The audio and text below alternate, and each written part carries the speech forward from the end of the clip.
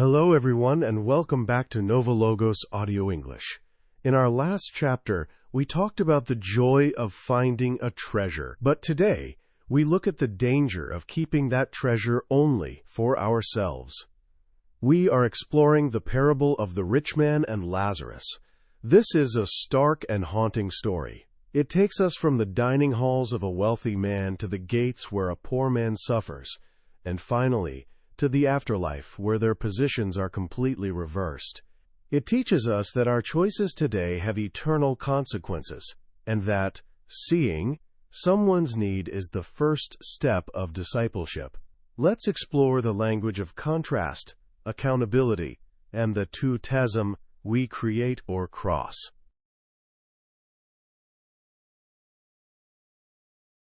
Section 1. The Narrative of Great Reversal. Let's listen to this powerful narrative from the Gospel of Luke, chapter 16, verses 19 through 31. Pay attention to the physical distance between the two men in life and in death.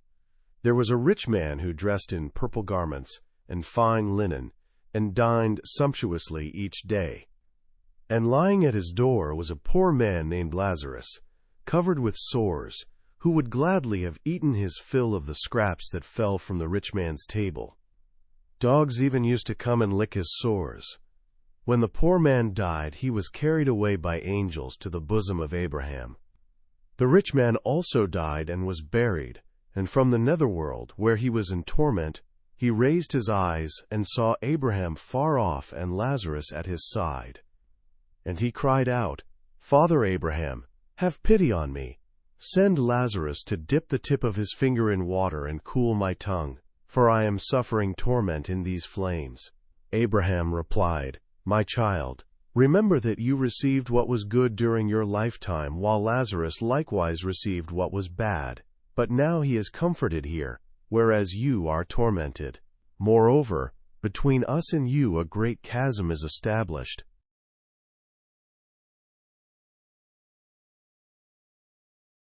Section 2.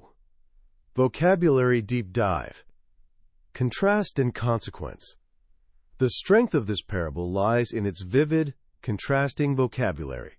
First, the phrase, dined sumptuously.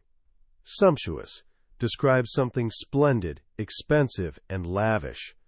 The rich man didn't just eat, he had a feast every single day. In English, we use sumptuous to describe high-quality luxury. We stayed at a sumptuous hotel. Second, the word scraps. Scraps are small pieces of something, especially food, that are left over. Lazarus hoped for the scraps. This shows the extreme inequality between the two.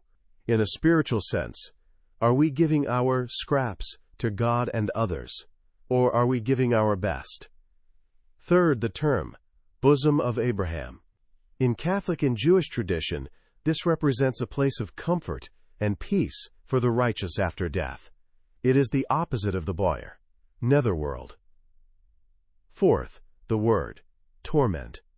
Torment refers to extreme physical or mental suffering. The rich man was in torment.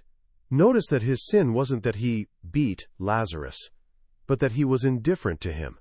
Indifference can lead to the greatest torment. Finally, the word chasm. A chasm is a deep fissure in the earth, a gorge, or a profound difference between people or viewpoints. Abraham says a great chasm is established. This is a warning. The walls we build between ourselves and the poor in this life become the chasms that separate us in the next.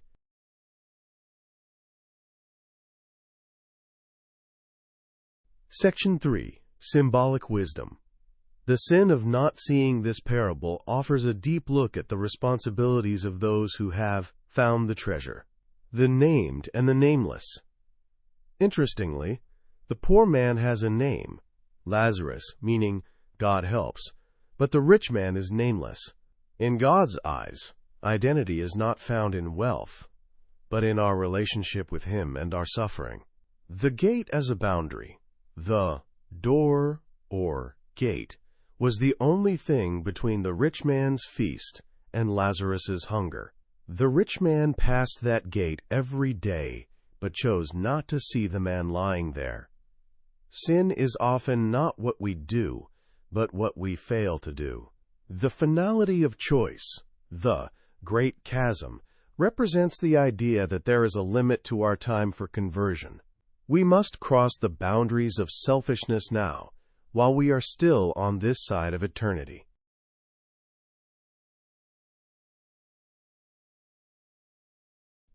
Section 4. Advanced language pattern. Whereas, for contrast, Abraham uses a very useful word for comparison. Now he is comforted here, whereas you are tormented. Whereas veng is a formal way to show a direct contrast between two facts or situations.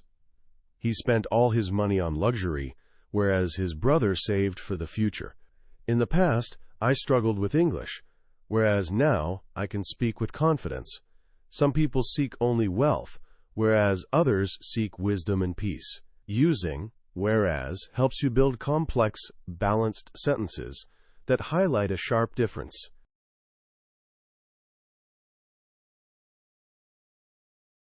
Section 5. Practical application. Crossing the gate. How do we apply the story of the Rich Man and Lazarus to our growth in studies? First, identify the kakriya Lazarus at your gate. In your daily life, who is the person you usually ignore? It might not be a beggar. It could be a lonely colleague or a family member needing your time. Don't wait until tomorrow to see them. Second, don't hoard your talents.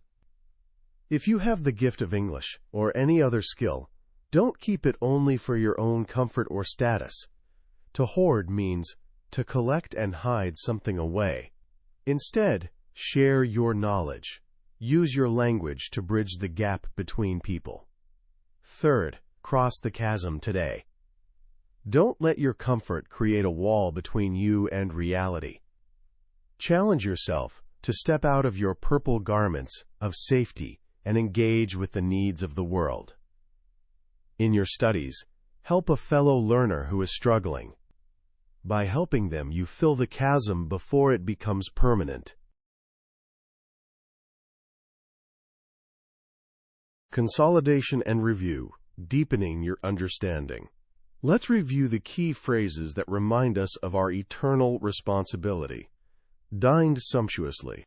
Living in extreme luxury while ignoring the needs of others. Avoid this spiritual trap.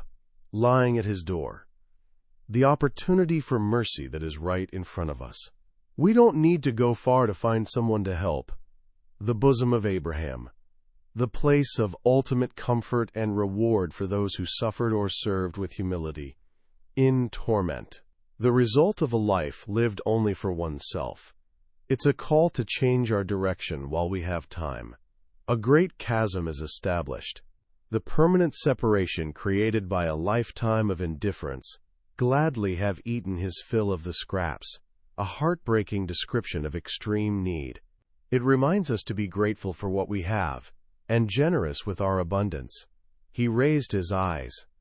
In the afterlife, the rich man finally saw Lazarus.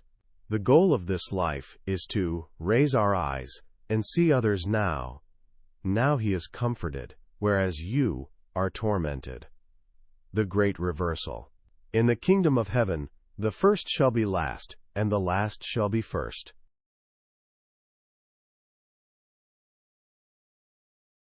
Thank you for joining us for Chapter 12. Today, we learn that the gates of our hearts must be open to those in need. Let us not be blinded by our own sumptuous lives, but instead, let us reach out across the boundaries we have built. If this lesson challenged you to look at the world differently, please like and subscribe. In Chapter 13, we will continue Part 3 with The Parable of the Rich Fool, exploring how to be rich in the eyes of God rather than just in the eyes of the world. Until then, keep your gates open. Goodbye.